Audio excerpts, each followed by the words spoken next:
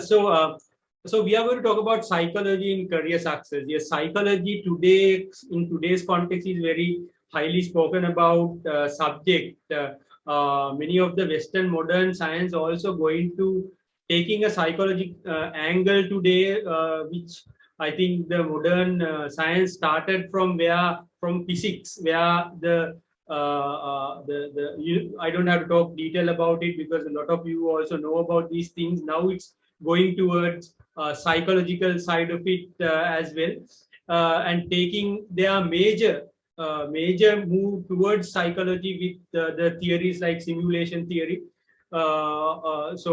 The relevance of psychology becomes very important in the corporate sector also today when it comes to the major changes in human generations, the kind of challenges that we face in the industry also leads to certain kind of researches being created, and it's being continuously on demand when it comes to improvement.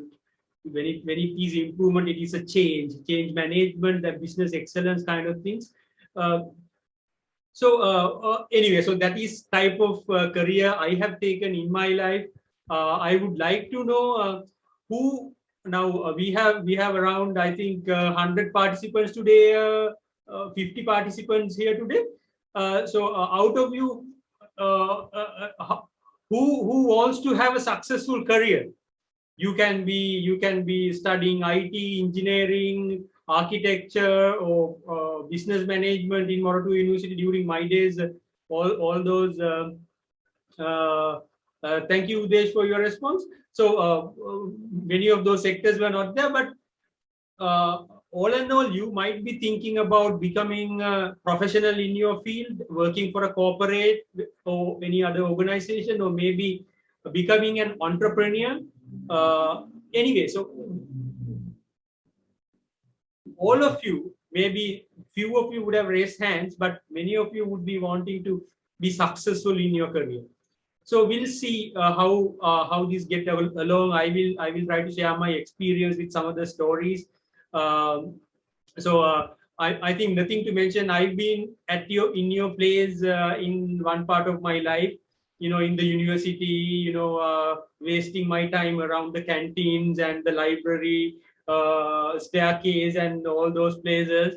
So I've been that, so I've been my 4 years, fully enjoyed that time. Still today, I have a lot of my friends from my university days.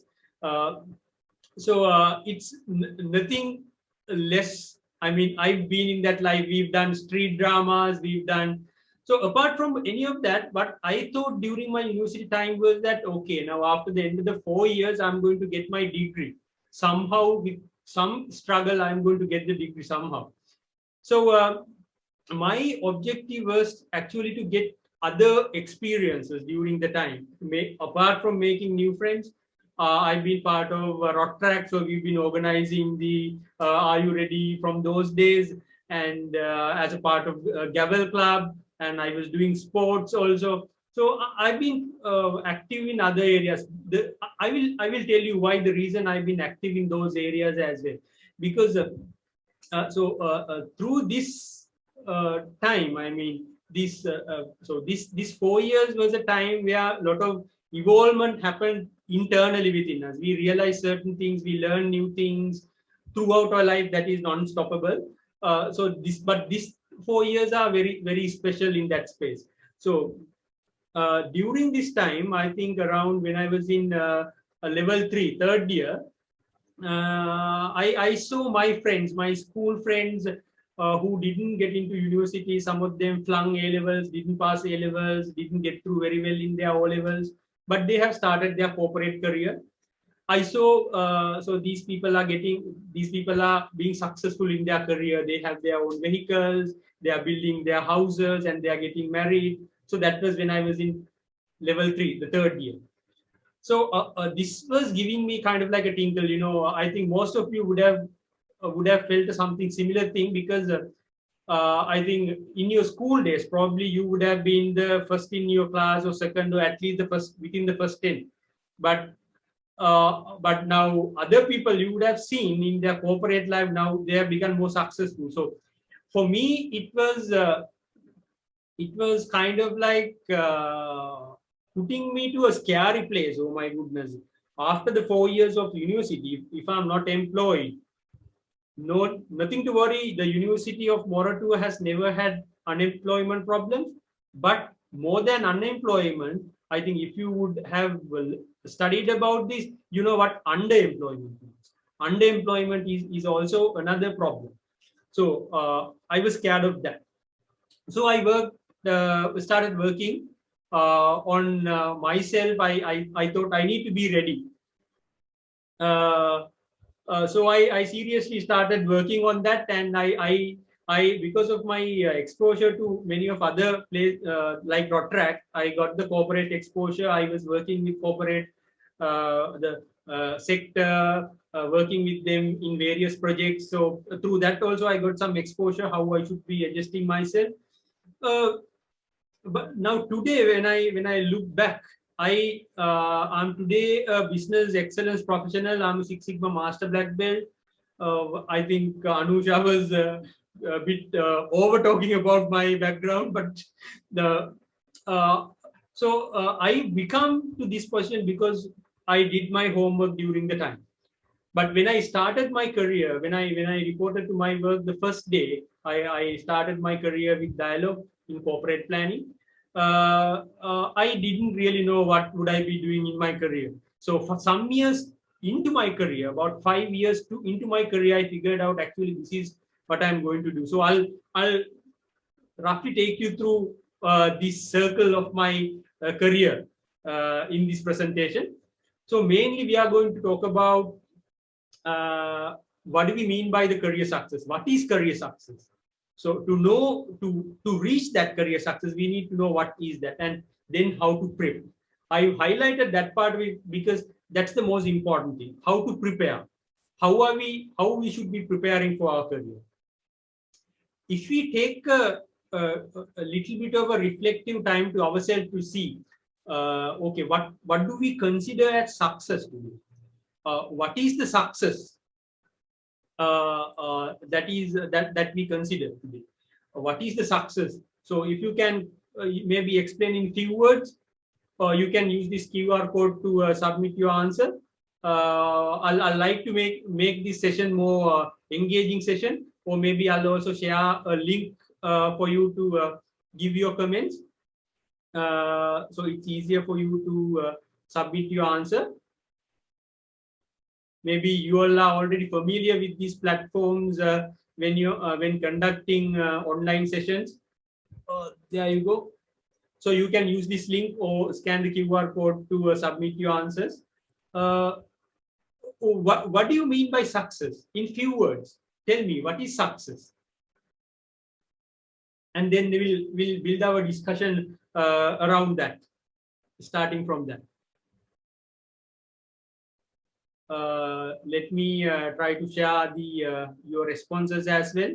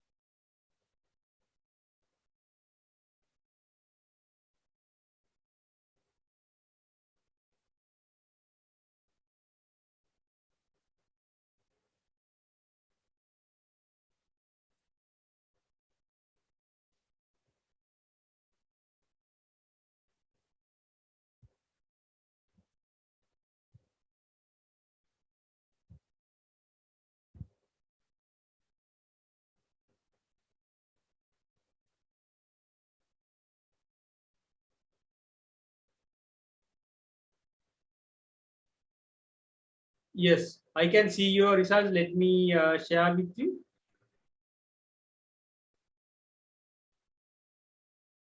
The two things that you consider as success.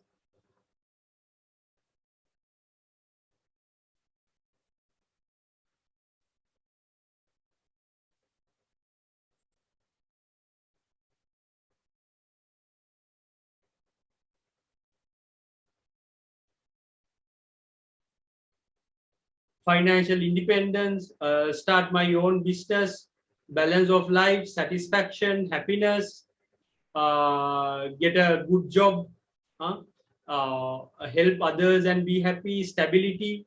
So we can see a lot of answers to become a professional, happiness with health, stability, complete the degree, of course, complete the degree.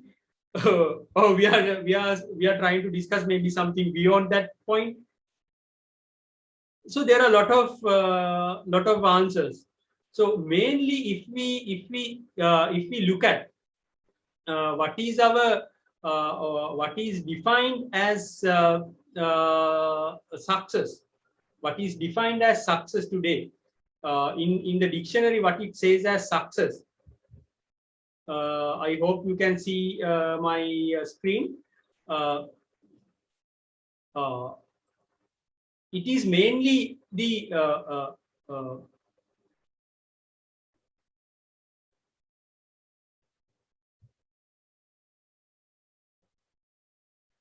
mainly the accomplishment of aim or purpose, as the Google Language Dictionary says, Oxford Language Dictionary says. This is the Google result you get, which uses the Oxford Language Dictionary. Accomplishment of an aim or a purpose. So this aim or the purpose is the important part of this. What are we going to aim? So we have to be clear what is our target, what is our end result. So what are we going to achieve? So then we can direct ourselves towards that. This is something like the ladder or the lead, which wall we should be leaning our ladder. Our sources that we have today should be is directing us how fast we can climb the ladder, how efficient we can be in how fast we can climb the ladder. I'm not trying to be judgmental. I do not have to have a right to say whether this is correct or wrong, but this is how it happens, is what I can say through my psychology background. I think you also know, apart from this, about the carrot and stick story. I will try to blend this session with some stories. The carrot and stick story, for the people who don't know the story, there was a man who had a donkey, and he had to carry this long pile of a big pile of sacks, something filled, using the donkey, and he loaded things up to the donkey. But donkey refused to move. Donkey didn't want to carry it. Now what to do? So the person was a very smart guy. He was a smart guy, so he took a stick and tied the carrot in front of the stick, because he know donkeys are very fond of carrots. And then he hang the stick from the donkey's head, so the donkey can see the carrot in front of him. So donkey wanted to reach out to the carrot. With that, he want to eat the carrot. With that anticipation, it started to moving forward. So that is what we call as the carrot and stick story. So when we have an objective, an aim or a target, yes, we can plan towards it. But do we have a target, or this target is something given by the external party, like that guy gave an objective to that donkey, or like that Vadda story, I think. Okay, another story is about setting objectives. Is this common, the Aboriginal or the Vadda story? Locally, we call them Vadda. I mean, so there was these communal people, these Vadda people. They are living in the forest, in the jungle, deep in the forest. So they were living very content, happy, and satisfied, very good life. They had very basic needs, and they were very happy, living very content life with those basic needs. So one day, one of those people wanted to go to the village, live with the normal, I mean, people like us, civilized people. So he moved out, and he worked for some person. He stayed at one person's home and worked, did daily fires, and so he had the food and all that. But during this time, he saw something called a TV, the television. He was watching TV. in the evening, in the night time. So he was watching TV. So it is something very new to them, new to him. Finally, he thought, this is a very nice thing. I need to buy a TV for myself. Thereafter, he started working very hard, doing multiple jobs, working extra hard, additional shifts. So he started to work very hard to buy a TV. And finally, he bought a TV and he was very happy. And then he wanted to show this TV to people in his community, inside the village, inside the forest. So he went to the community and showed this TV to other people. So they also liked the TV, and some of them gave up their content life inside that community and went to the village to make some money to buy a TV. They started working hard and gave up that happy content life for some other objective. So think for yourself, the objective, the career objective that you have is something like that. Is it of your own? What kind of ownership? Or is it something that you perceive for yourself, but it's being planted on you by other means? So if we are going behind that kind of career, yes, it will be only a momentary pressure that we get when we reach out there.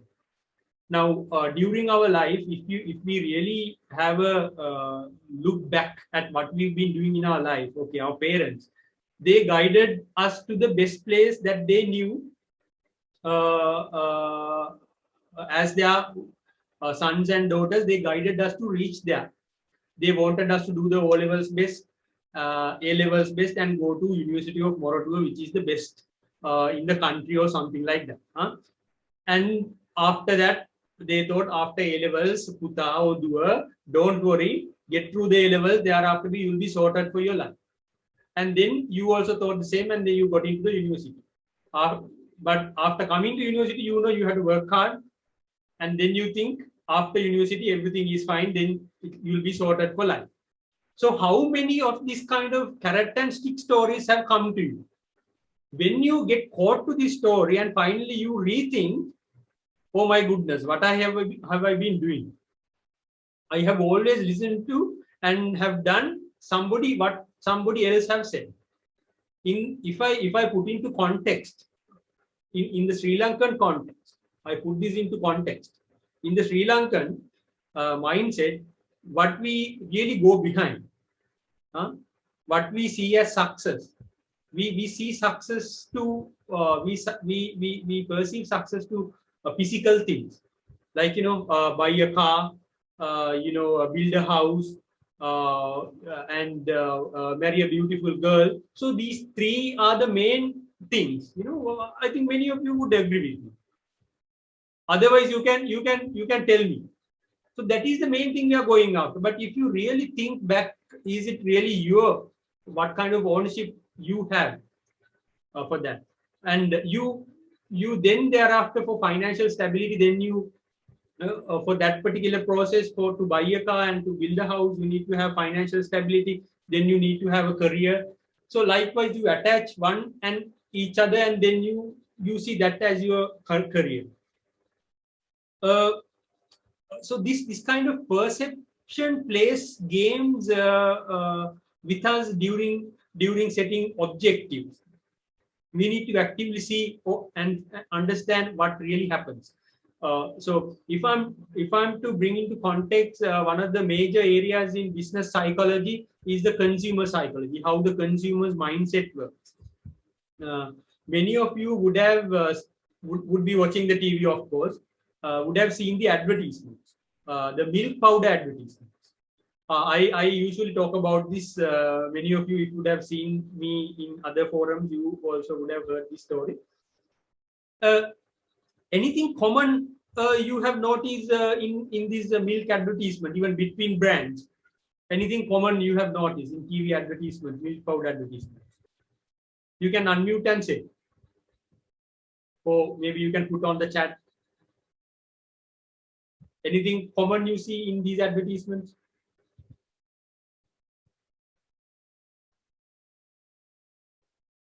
Family time, Okay, our family time and kids. Sorry. What do you see in common? I'm looking at the chat right now. I think I was looking at some previous chat message. What do you see in common in these advertisement, TV advertisement of milk powder? Now, come on, I want you to engage, making this a discussion. Good life and health. Mother's value. Yes. So in this, if you notice, would you agree with me if I say in all these advertisements, you have noticed this? When I say, you will remember, there is a lady wearing a sari,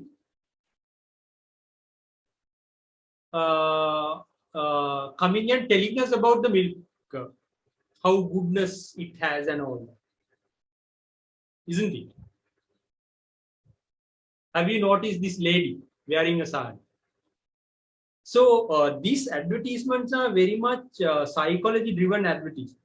So this lady actually is representing, is a teacher, is a primary school teacher.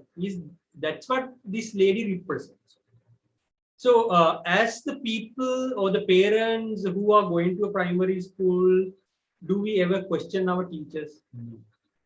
We always worship and take their messages, whatever they say. We don't go to argue. We always accept whatever the things that they say. You have to do like this and that and this. We accept. So that is the same concept they have used in these advertisements. So whatever the message these advertisements carry, we unknowingly, we call it unconsciously, we accept those messages to our unconscious side of our brain, our mind. So there is hugely spoken unethicality around this. There are a lot of other advertisements also doing something similar. Say, look, now I never spoke about the nutritious value of milk. I never underestimated it, but I would say it is overspoken. And if you really see why it is overspoken, you might see the reasons why. If you really look at how the dairy industry began after the World War, when the entire industry collapsed, when the soldiers not anymore consuming dairy products like cheese and milk, the entire people working for the dairy industry didn't have anything to do. What happened? If you know the story, you would know what is what. Similarly, have we also, to what extent? So the milk products or the dairy products is one thing that we have got lost in our mind. We think something it is not sometimes. Also, another example now, if I give you two cola bottles, like Coke bottle and a Pepsi bottle, I know many of you would select Coca-Cola to Pepsi. And if I ask you the reason why, you would say, because I prefer Coke, I like Coke. But if you really genuinely ask yourself, why do you like Coke? Because the Coke advertising has created this unconscious association to make that kind of choices. The way Coke advertise. If you really, I mean, this is very simple. If you Google to find out who the singers Coke sponsor, you will see a list of people. But you would also notice these singers are not really playing in the advertisements. What really happens is, in the songs of these people, these singers, usually in every song, there's a high point, there's a maximum climax point, the happiness point. Every song comes to that kind of point.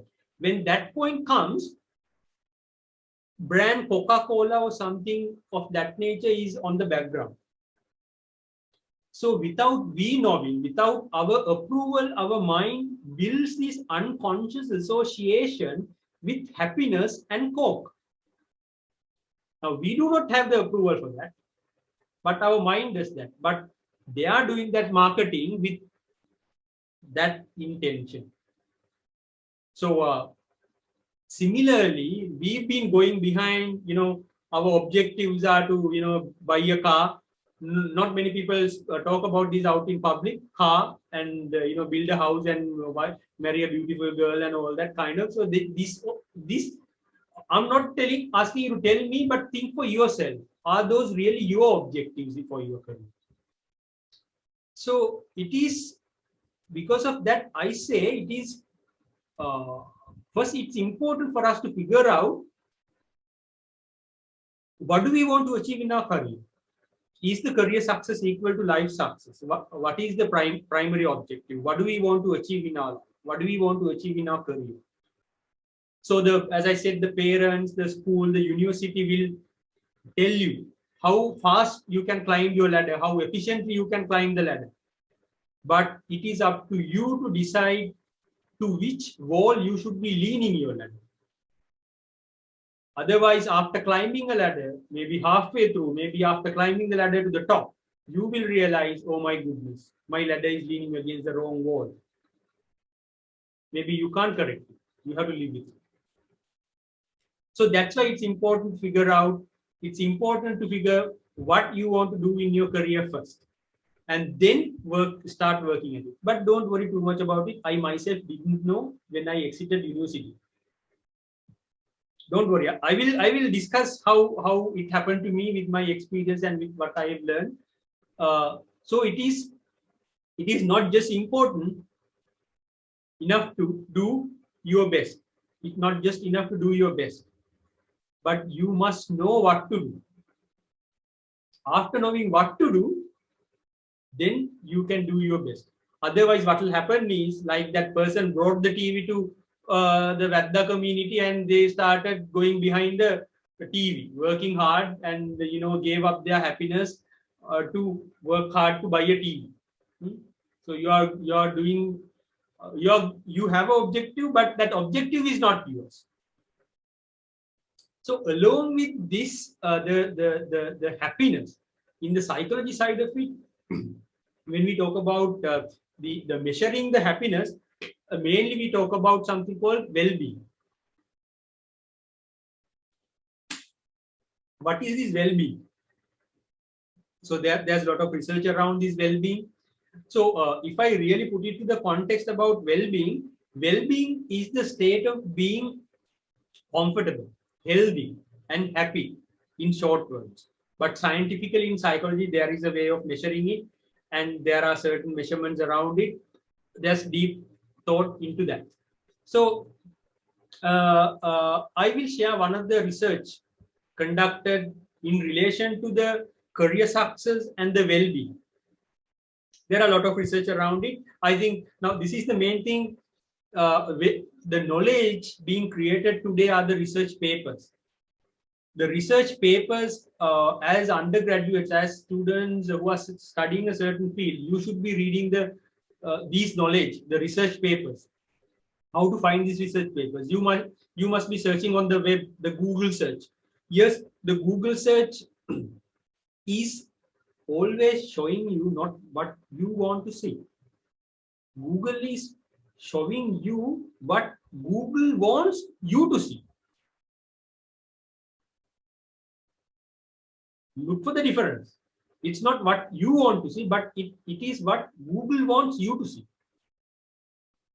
So always go for the research papers which are peer reviewed and has data backing good background with solid data. There are a lot of research done being published. I think per day there's about 10,000 research papers being published. This is the real knowledge. Knowledge being created is almost impossible to be poured inside somebody's brain. So in today's context in education, what we should be doing is actually not giving the knowledge to the student, but giving them the opportunity to seek for knowledge, because we can't really teach everything as knowledge. They need to go and figure out what they need to learn and how to learn. It's something like, there's a hungry person, you are giving him a fish every day to eat. It's like giving a fish a day will feed him for a day. But if you teach him how to fish, it will feed him for the lifetime. So that is what, as educators, we should be looking at. So in this research, okay, coming back to the research about this career success and the well-being. So they have found this relationship between the career success, the criteria, that means being having known what to do to be successful, and making self-decision efficacy, having the confidence to make decisions, make somebody satisfied about the career, and have the person job fit. This person job fit is also a technical word in psychology. There are various ways organizations today measure the person job fit. So I will briefly touch on that area as well in the coming slides, and then the well-being. So for well-being, both having this clarity around the career and having the efficacy, the confidence to make that decision, make the well-being. So there are numbers also associated. These numbers are given as the correlations for these things found with data from the research. So what if we focus on the well-being for the time being, this well-being is mainly because we are looking for the well-being, the happiness, mainly consists of 5 pillars. These 5 pillars, if I'm to say, emotional, yes, the career, the social, the financial, the physical part of it. If you look at, I think in different way, you would have learned about this Maslow's theory, but beyond the Maslow's theory, there are a lot of research being done, and a lot of findings being found by the scientists and the people who are in the field. So these 5 pillars are there as the factors or the pillars of well-being. So there is subjective discussion around which pillar is more important. Of course, one would say who's always worshipping to the Maslow theory would say the physical. The physical needs are the. So anyway, so I'll go to the research. I'll share with you research findings. Bringing you another research finding. This one being done to figure out between 2 of these pillars. This research has compared the happiness or the satisfaction over the years after two decisions, situations. One situation is death of spouse and the sustained unemployment. If we are to see the death of spouse, yes, it has dropped at the event. When the event happened, it has reduced the satisfaction or the happiness. And thereafter, over the years, it has again bounced back.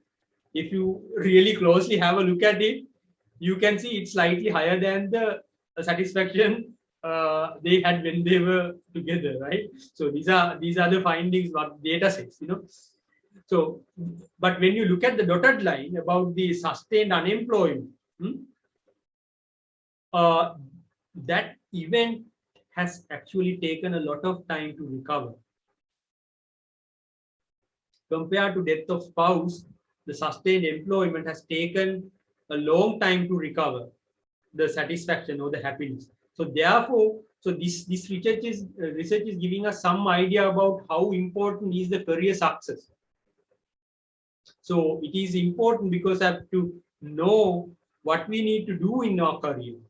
We already know. I think many of your teachers and many of your working on the web would have shown you this quote. He who fails to plan is planning to fail. So it is very important to plan. Otherwise, we are planning to fail.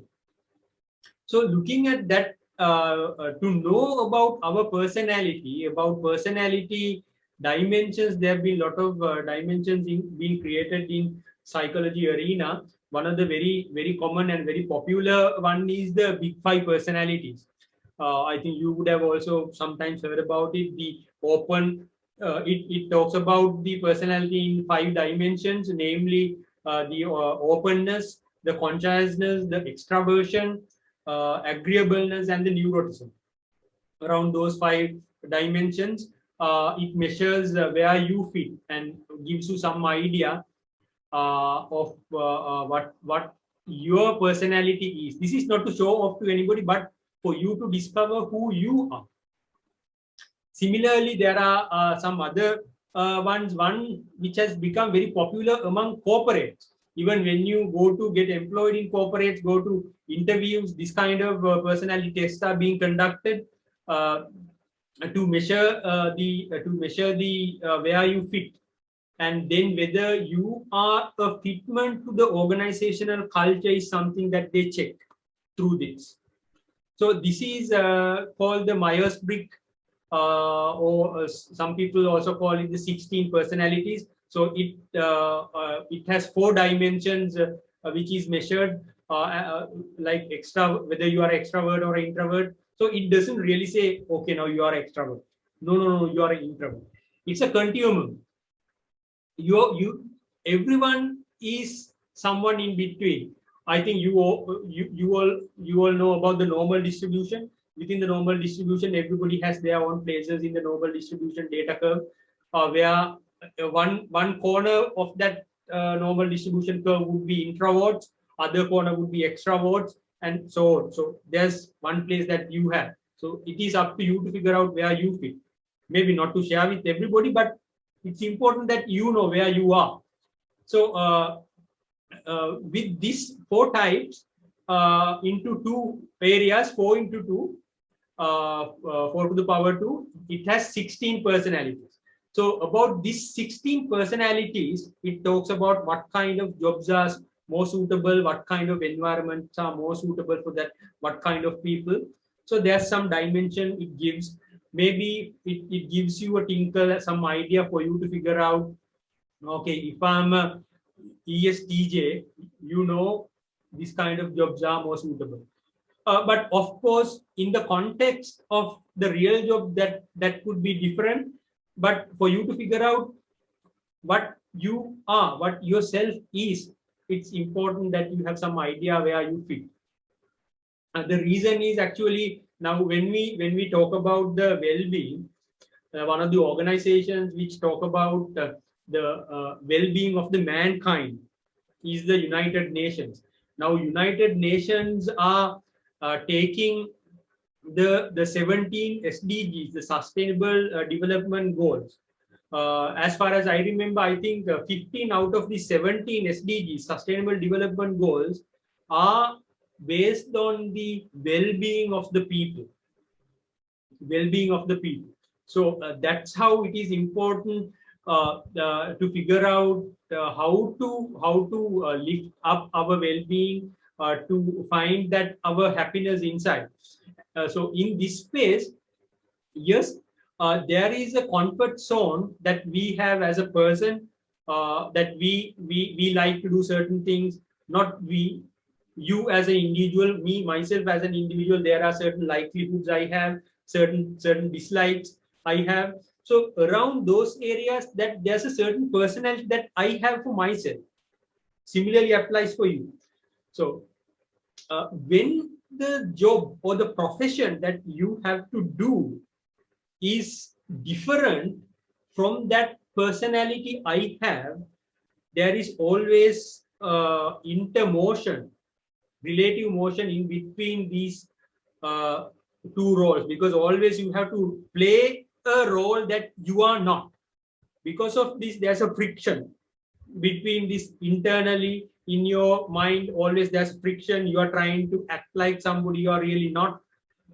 Because of this friction, there comes the stress. So this is what we call as the work stress.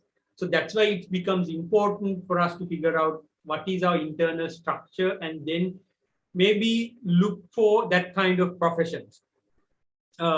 Yes, you have already selected your profession, maybe to be an architect, maybe to be an IT professional, maybe to be an engineer of a certain field. But of course, or maybe in business management to be a profession in certain area.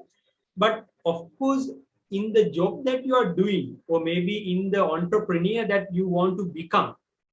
I always like to talk about you all becoming entrepreneurs, not working for another organization. Maybe that is a topic for some other day.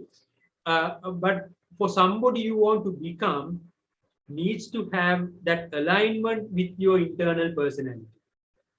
When you have that, it's very easier for you to find your well-being within that. So there are a lot of personality tests on the web today. You can find it on the web. It's very easy. I will share some of that with you. So these are some of these tests. So this is created for Sri Lankan context by a well-known person. Apart from these assessments, of course, if you go to well-known universities, say Oxford, Cambridge, MIT, Massachusetts, anywhere on their website, there are public personality tests. I think in your university, in Moratuwa also, I think the career guidance unit is working on similar platform. Will be coming to coming for your usage very soon. When they'll be also introducing something similar, but you don't have to really wait for depend for something, because there's plenty of that kind of things available today on the web if you have really interest to seek on that part of it. Yes, it's also very important. Maybe you want to note down this, or maybe let me try to maybe share this links with you all on the chat, so it's easier for you to maybe copy paste them. There you go. Right. So these are the links. Why? So you figure out your personality. You identify what is your. Sorry, I think I'm trying to say this to everyone. Yes. Sorry. Once you find out your personality, what's next? Why? What should I do next? Yes. Thereafter, the role of certain role come into the picture. The career counselors and the career coaches. If you see this particular diagram, yes, there are. I mean, in usual advisory context, there are several people who come to advise us. Yes, there are mentors, counselors, coaches, of course, the consultants as well. But in the arena of career search, it's always good to use the people in this ask sphere, because in consulting arena and the mentoring arena are the people who tells you what to do this, do that. If you see, say for example, in architects, you always there's a mentorship with a senior architect. So that architect will tell you, do this, do that, do it in this way and all that. Even in engineering, so there's a mentor. You have to, even in chartering, you have to use a mentor to get your charter endorsed. So the mentors are usually people who are specialized in that particular specific field. But when it comes to counselors and coaches, are the people who become your internal critic. Sometimes when you are making a decision on your head, there's a debate going on. One side of it is asking a question, and other side is trying to find an answer for that. Through that, you do a good analysis and figure out really what is really most suitable for you. So counselors and coaches, what they do is playing this the role of your internal critique, giving you the context for you to consider the right questions to find the answers. So now you have a career guidance unit. In the career guidance unit, there are counselors. So why it is important? So these are the people who tells you where to lean the ladder.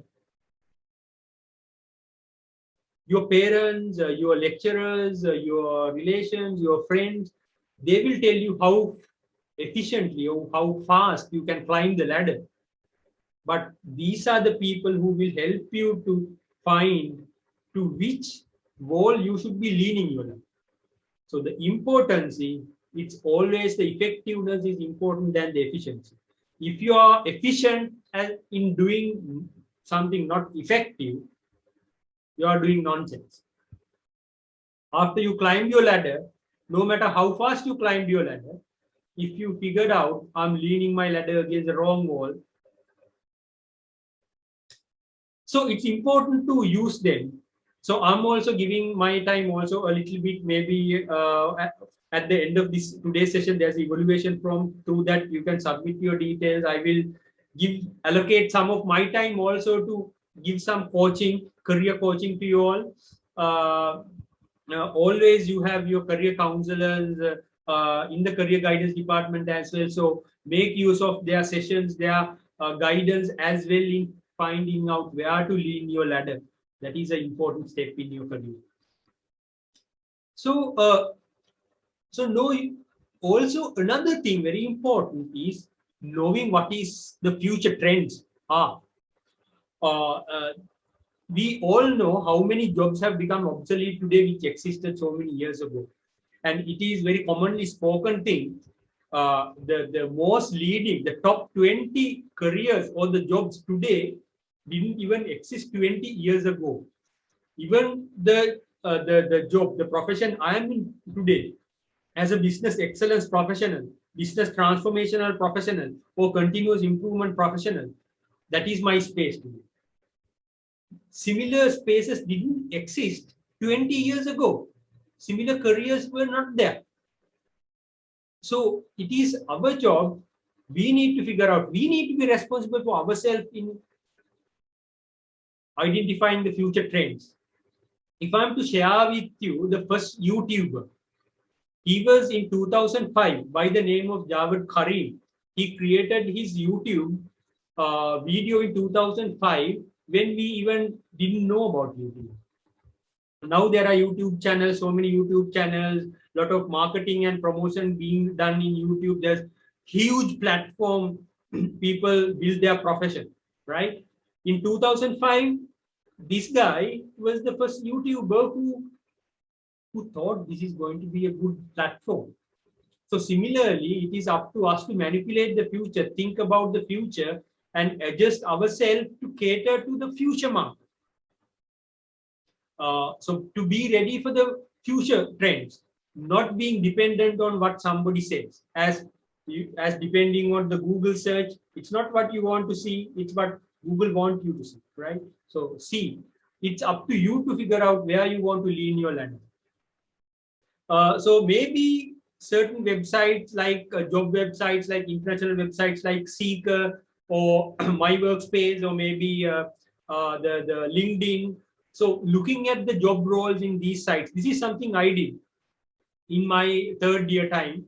So I was looking at top jobs and various other job sites, international websites, to see what kind of skills are they demanding, are they asking for their job applicants, and making myself ready with those skills. So making sure I'm ready to face them. So I'm not too much boasting of myself, but before graduation, 6 months before graduation, I had 3 employment offers with me. Those who personally know me, those who would contact me, I will tell more details about those. How, because I mean, what you can do is not do trend market, change market trends or influence the corporate or whatever, but you can do is preparing yourself. That's what you can do. So being ready with yourself. So use these platforms to foresee what kind of career trends, what kind of profession trends, what kind of market trends that would be there in the future, and try to be ready for that. And don't depend even for a person like me to, give you that details, it's up to you to depend on your research. But if I'm to give you some of the soft skills which are important today, these are some of the soft skills. I found it over the web. Of course, you can do your own research on the web to figure out maybe there are more relevant skills for you, for the job that you are looking for. If I'm to take just one skill out of this, the listening skills. The local perception around local skills, our education system is not really building the listening skills of our people. The listening skill is important because we listen to understand. Locally, what we see is, they say, if you are listening to somebody, you are accepting their view. No. to decide whether you should be accepting or rejecting somebody's view. Before accepting or rejecting, before making that decision, you need to understand what that person says. So you listen to understand, not to react, not to respond, but to understand. After each listening, there's a clarification happening. There has to be a clarification. Is that what you meant? So listening is a very important skill in that sense. So I mean, all of these skills are very important. But maybe for the area that you want to seek in your career, maybe different skill set person. So I'm not endorsing any kind of skill set. It's up to you to figure out. Don't depend on even me on this. Go, there's research papers, there's everything, there's a knowledge worker era. This is the knowledge worker era. Actually, it is almost the end of all knowledge worker era. So use this, use the freely available knowledge, the web. Look at the research papers and find out what is more relevant for you. Apart from this, we all know there are certain jobs are becoming obsolete today with artificial intelligence and RPA, the robotic process automation. A lot of jobs are becoming obsolete, but still there are certain things AI even cannot do. Some of you would know the imagination, the creativity, the strategic planning, the strategic thinking, the deep thinking and communication, the empathizing part of the communication, how you build a relationship, even the communication, the leadership part of it, where you build a relationship and have that bonding with your team. So these skills are still AI has not able to replicate human behavior on this. But I'm telling you, AI is acting very fast on these areas as well. If you look on the web, you will find out what kind of robots they have, the AI platforms they have created to have higher imagination or the creativity. So these skills are some of the things that will never get replicated with robots or the AI. So that's what I can say. So and when you know when you identify certain skill that you can develop further, I can't have enough by bringing this example always. Look at the example of the best cricketers, the Sangakkara and Mahela. When Sangakkara came into cricketing arena, he was not a very good batsman. But he identified what he has to improve.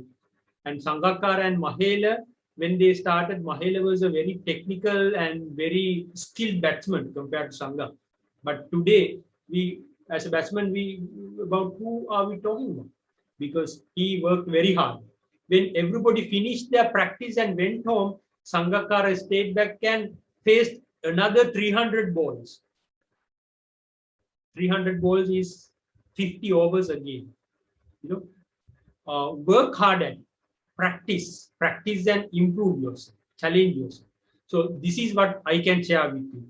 So I think in today's session, what I shared with you is, yes, how important is it to have your own career goals, own ownership, your own objective, and being honest and genuine for yourself. What kind of ownership you have for that objective, and the success. About the success, it's always being effective.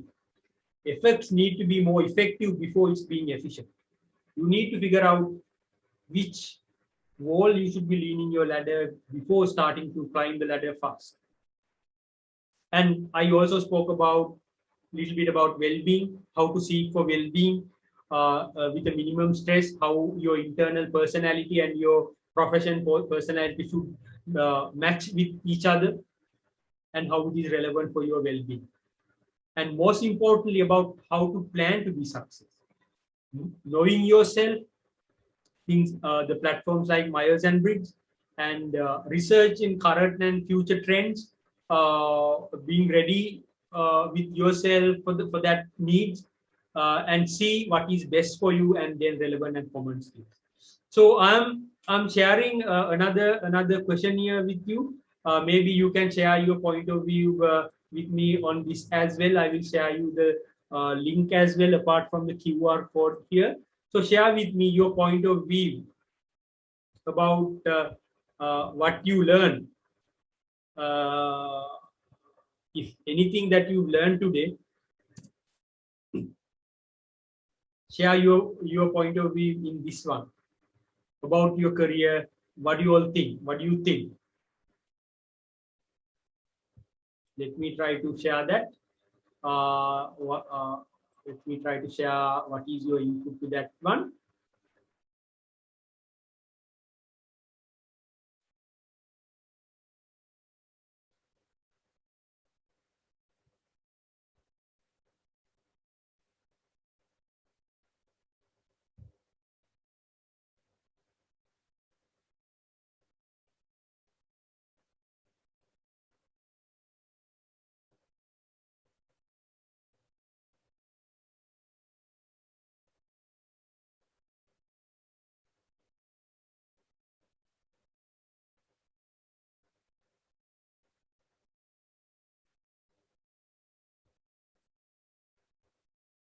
Let me try and share that finding with you all. You want to need, so you can see yourself. I'm very happy to see many of you would like to go think back at yourself what you need to do. Yes, it's always good to do that finding right now, uh, rather than worrying later. I'm very happy to see some of you are looking for being entrepreneurs. Yes, that's what this country needs. So this is showing you uh, the ratio. It's always good to need to do further research to find out where you stand. Yes, I'm very happy to see government and private sector employment. Yes, you should be creating employment rather than looking for employment. I'm very happy to see your findings on this side of it.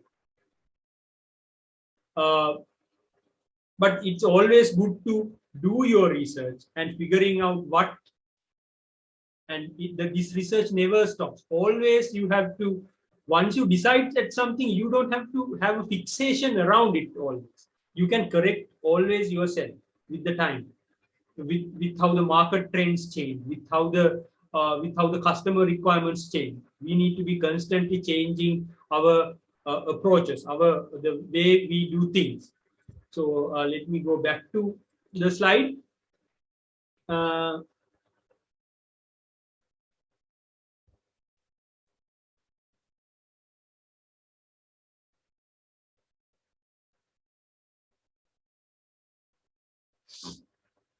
so I think that's comes to the end of my session. So what I'm saying is, you don't have to be great to start, but you have to start to be great. At the start, you might be very tiny, teeny one, but to be great, you have to make a start. Make that start right now at this point of time. So make that start for that greatness today. Make the point to do that. So I'm inviting all you to look at yourself and start that journey today itself. Make use of this time to do that. And if you have any questions, I would like to take now, or you can do the session evaluation with this QR code, or let me also maybe share the link for this feedback. This feedback is very important because I'm looking for continuously improving my presentations, the way I'm doing this as well. Don't always say you did a tremendous job. This is very good. I always like if you are giving me the things that I can improve. So that's why I'm coming to these sessions to further improve myself. Age is not a matter. I can always take advice from anybody and improve yourself. So use this link to give your feedback, and also use this link to give your maybe record your information if you are interested in career coaching or learning about critical thinking.